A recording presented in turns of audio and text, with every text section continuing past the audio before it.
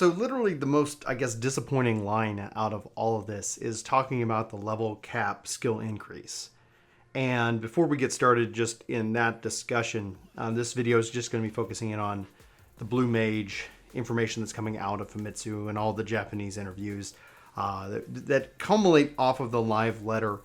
So most of the stuff has actually been covered by Chris's video a little while ago, but today we learned a little bit more details about the Blue Mage, and not all of it's really positive. There is some interesting bits and pieces, and we're going to go into that. And then we're also going to go over the specific kind of interview and answer questions as far as it goes. But I want to begin and open this video up with, I think, the thing that's most disappointing, because it kind of confirms what people who have been in the anti-Blue Mage camp have said since the beginning, that this is side show content, this is side content.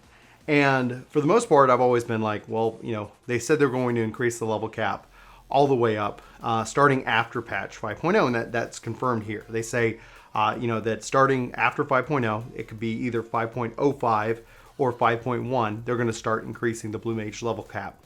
But it is not necessarily intended or planned at this moment. And the exact wording is that, you know, it might be difficult to expect the level cap to reach level 80 during the 5.0 series. And so that in and of itself, I think, regulates the limited job systems, not necessarily in such a horrible way, because if it's 70, level 75, or, you know, some of these different ways, there's going to be lots of content to take part in, but it's never going to be a part of the current raid scene. And thus people who really want to play blue are going to be left out. They're always probably going to then be an expansion behind. And so that after, you know, 5.0, when it goes to 90, then we would see that Blue Mage would be that. It would be the wondrous tales of the job system. And then as they add in new jobs to the, you know, to this system, to the limited job system, it serves as a wondrous tales approach to previous content, being able to find different ways to play, to have that horizontal progression. So it's not all bad news. However, I am personally just like, oh gosh, not letting this hit level cap within the series, even if it was always like a couple of patches behind.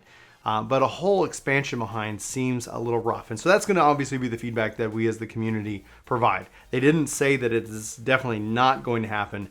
Yoshi P has been one that says, hey, we're probably not going to do that. And then they end up doing it because players demand it. But in this interview, there's a lot of breakdown here. I mean, a lot of different topics. I'm going to link all the information in the description below for you guys if you want to check it out for yourself. This video, this topic, the discussion, is literally only going to be focusing around the Blue Mage information. Even though I do want to dive in to the other bits and pieces, I just don't feel like probably making a 2-hour-long video for you guys, because that would be a long time to sit and listen to my voice and my face, in my opinion. Listen to my face, because that makes a lot of sense. All right, so let's break down. We're going to break down the summary. I think there's the really cool information here. Then we're going to get into the interview questions. So that's kind of a two-parter video here for you guys. So the first part, I'm just going to dive into it, hit you with the highlights, give you my thoughts. Love to hear yours. And then we're going to go into the question and answer section. And there you go. There's our index, our setup for today's video. So without further ado, let's talk about Blue Mage.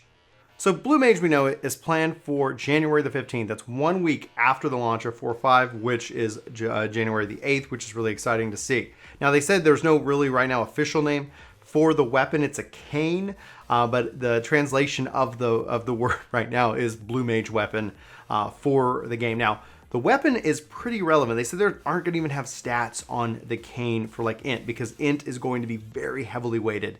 And you're going to get it from gear. And they did this because they didn't want people to feel like they had to go in and run and grind out the weapons. There are weapons, but it seems like it's just going to be a very cosmetic thing, because everything's going to be based off of your gear and your accessories, and the weight, the stat weights of those are much higher.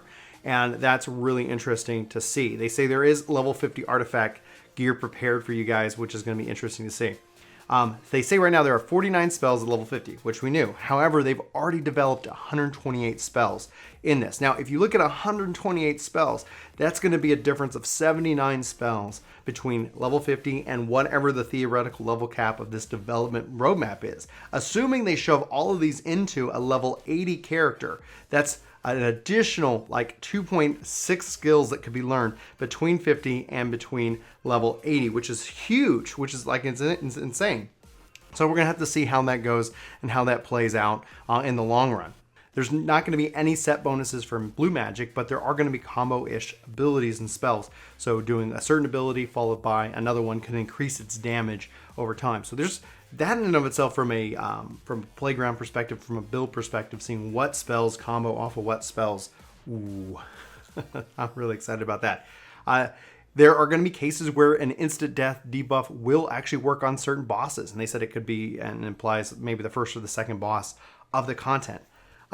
We all kind of talked about like, well, make them just irrelevant, but it seems like they're leaning into the power fantasy with Blue Mage. They seem like they're just really diving into this concept that, yeah, I got level 5 death or level 4 death or level whatever. Bye-bye. That's going to be great to see. Don't know how I feel about it. There's a side of it that seems fun and interesting. There's a side of it that seems a little bit concerning. I don't know, but obviously then this ties into the level cap, concept. I would personally rather have it a level cap. When it comes to a give and take, what would we trade off? But then at the same time, it's going to be epic when you cast that on a boss and he just dies. I don't know. What you think? Anyway, they say the stronger blue magic is going to cost more MP. There are blue magic spells that can be easy to learn and difficult to learn. Some based off of its specific location to learn it, and something like the Sunken Temple of Karn. Each blue magic is going to have different probability to learn.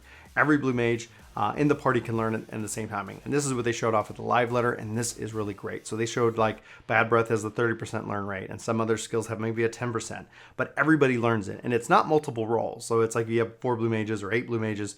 It's going to be one roll, and if it hits, everybody gets that spell. This is going to make keeping parties and groups together way more fun, making it way, like they talked about building it as a solo job, but it actually seems like it's going to be way more interesting to learn, as a group, to be able to kind of really farm out your spells in the most hopefully social way possible.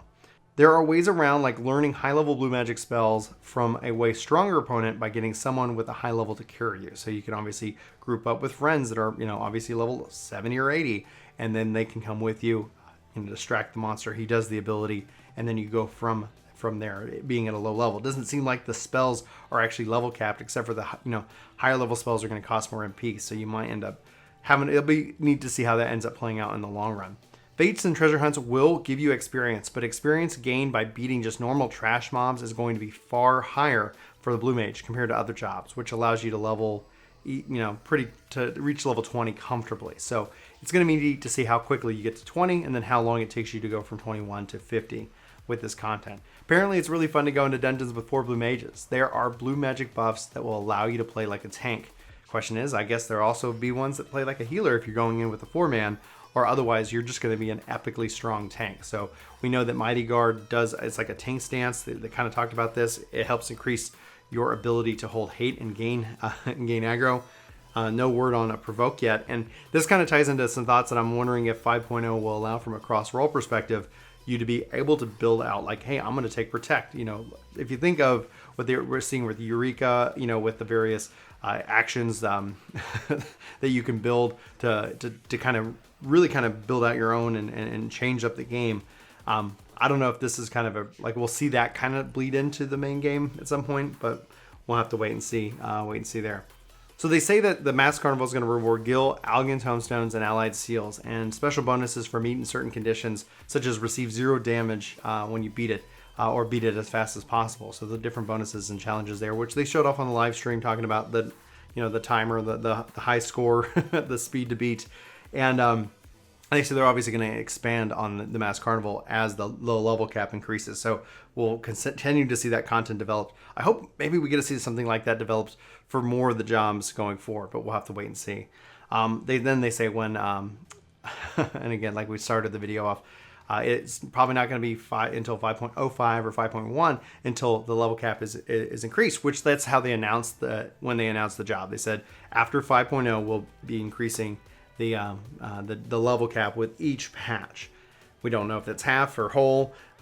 Either way, if it does not reach the level cap, then each patch going forward, then you can expect that it's not going to be like 10 levels. So if at 5.05 it's, goes to 60, and then like you can't think then, every patch after that, 70, then 80, getting it to about 5.3 time frame. If they end up going with 5 levels or more, I could see them jumping to 60 probably pretty quickly, since they said level 5 death is a 60 ability. But as far as it goes after that, I think that maybe they'll slow that down. Otherwise, it's going to get to a point where there isn't anything but the main cap to get to, and I think that's going to leave players wanting. I don't know. I don't like it. I wish that we would see it at least at some point get to that raid scene, but I can see how. I don't know. We're gonna have to wait and see how powerful this job feels. We're gonna have to wait and see how that goes. So, okay, that's kind of the summary, guys. And we're gonna just shift over into kind of the interview questions. There's a lot to unpack here. There's some really cool detail that I really am excited to share with you guys. Again, link to this in the description below if you want to, go see this information for yourself, especially all the other information out there. If I get the time today, I'll see if I can't cover all of it, but there's only so many hours in the day, and I got to make sure I get some work done. So, all right, let's go ahead and dive into our first question. So Famitsu writes, what made you decide to add Blue Mage? And Yoshi responds, when we released an expansion, we had these discussions about what jobs to add, and in the end, we are left with a bunch of plans, and after the battle team gives their opinions, I have the final decision. Even though Blue came up as a candidate multiple times, it became one of those jobs that they never really could add to Final Fantasy XIV. And Famitsu asks, why? And Yoshi says, because the charm of enjoying the process of learning is stronger than just using everything that you already have as your job. In previous Final Fantasy titles, there were a lot of players who cleared the game. Then they went back to learn all the moves from the monsters and ignoring the main scenario. On top of that, those moves they learned were really out of balance, and deliberately so. So obviously, Blue has always been this powerhouse, at least from, I guess, core Final Fantasy titles and the way I remember it. There are definitely some abilities that are really powerful, and you spend a lot of time going and learning. But what about the appeal? A lot of the objection that people have had about this is that they wanted to main Blue Mage. They wanted it to be their main. Is the thrill of learning the skills more than, more than just having the job at cap? I'd love to know your thoughts, guys, on what he's talking about here. So Yoshi P continues. After debating over Blue as a candidate until the end of time, and with the special trait where Blue's gameplay differs so much than the other jobs, they came to the conclusion that Blue should be about learning.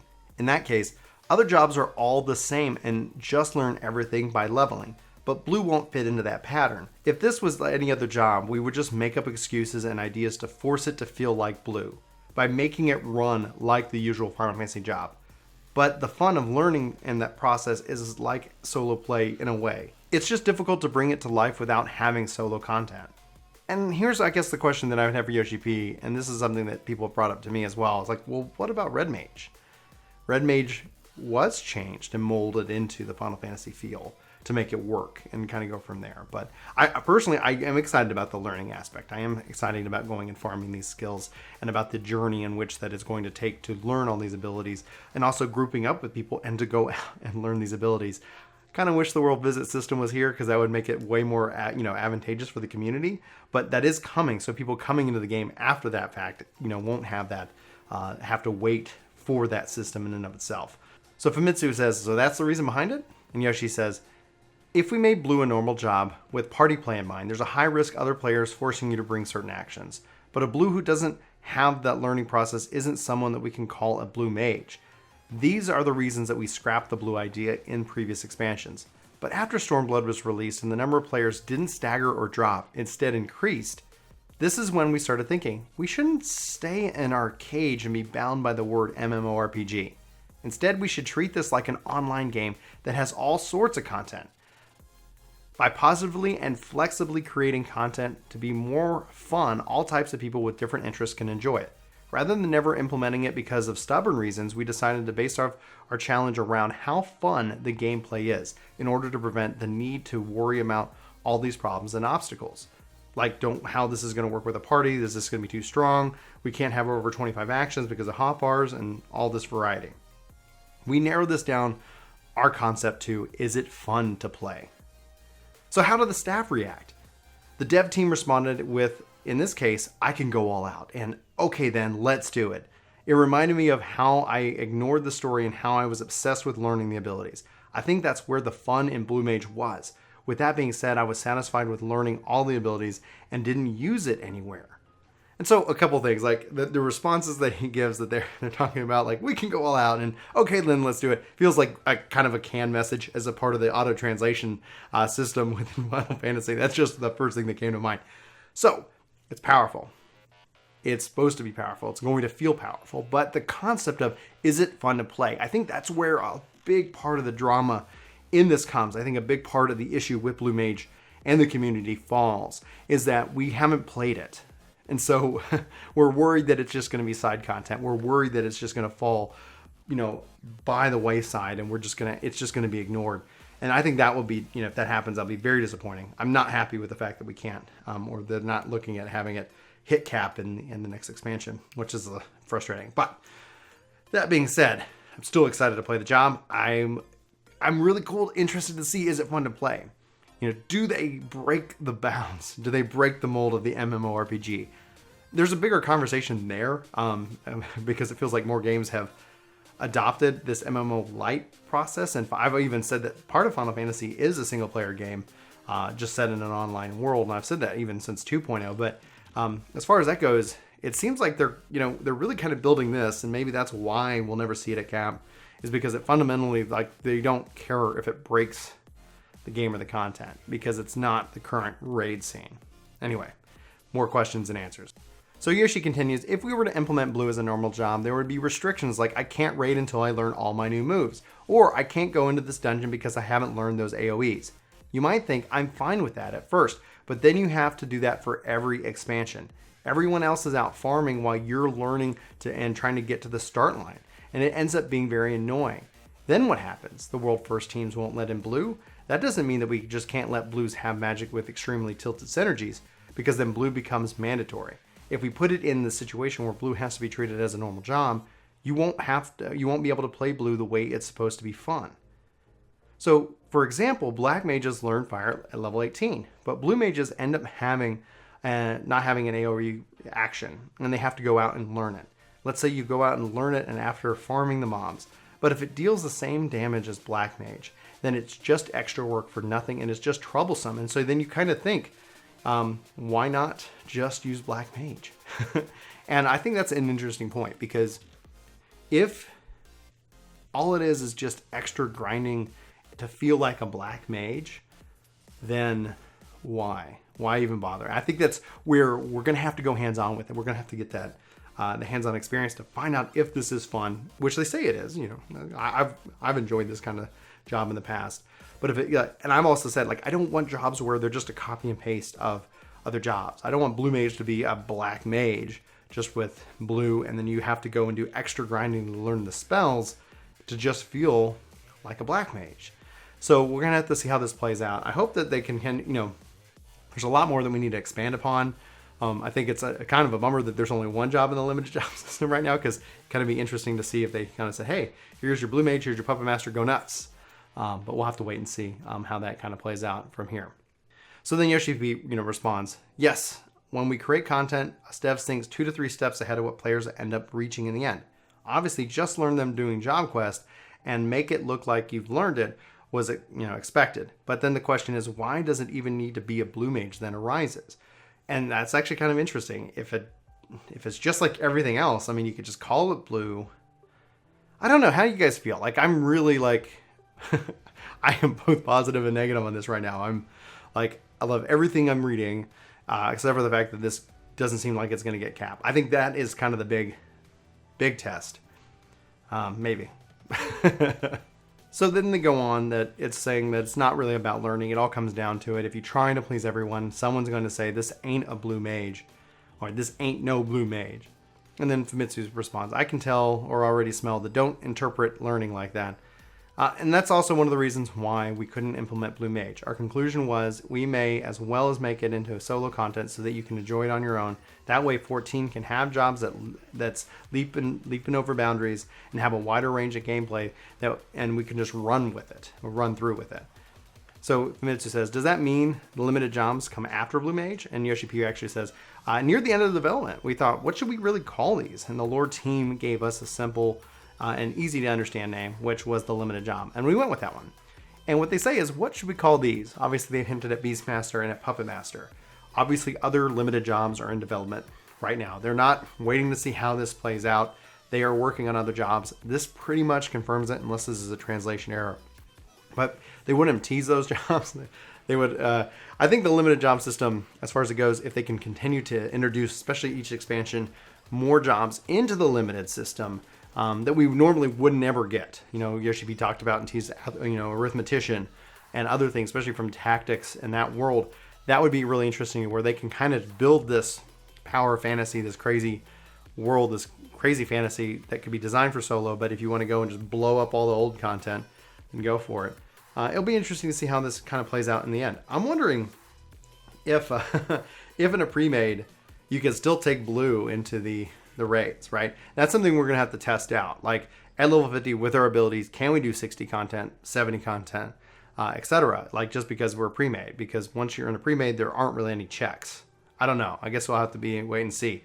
And if Blue Mage is as powerful and as game-breaking as they say, it could be interesting. We'll have to wait and see. And then Famitsu asks, I should have asked this earlier, but what about Blue Mage's winged weapon? And they say it's the cane. You can auto attack with it, but Blue Magic is the primary damage source for Blue Mage.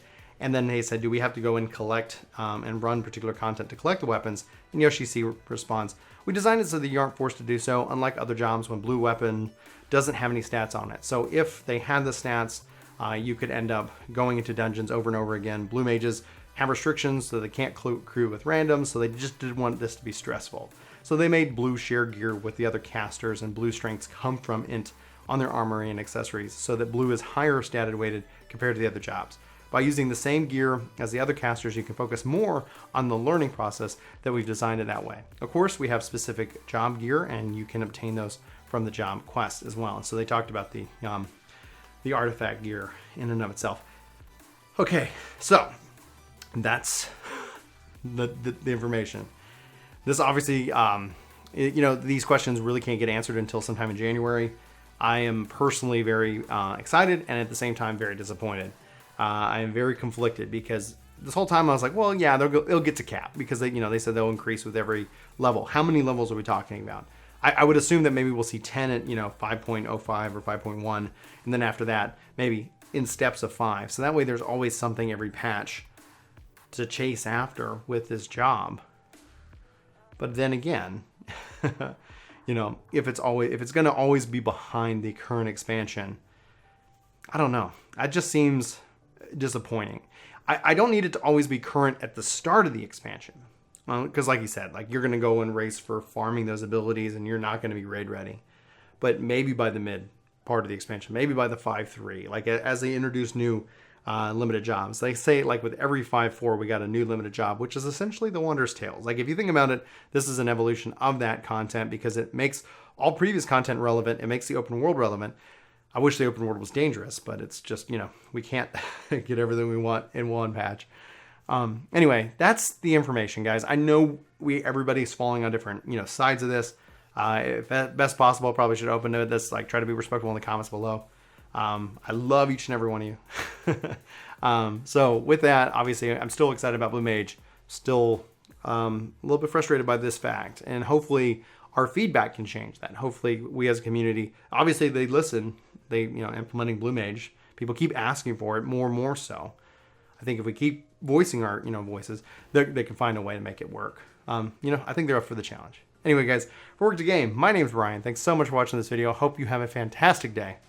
And I'll talk to you soon. Take care. Oh, hello. Were you expecting somebody? Chuck-like? Well, I'll never tell where he is.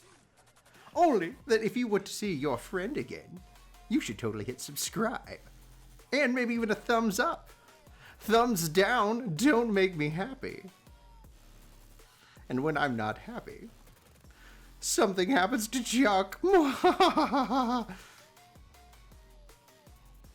not joking. Goodbye. Subscribe.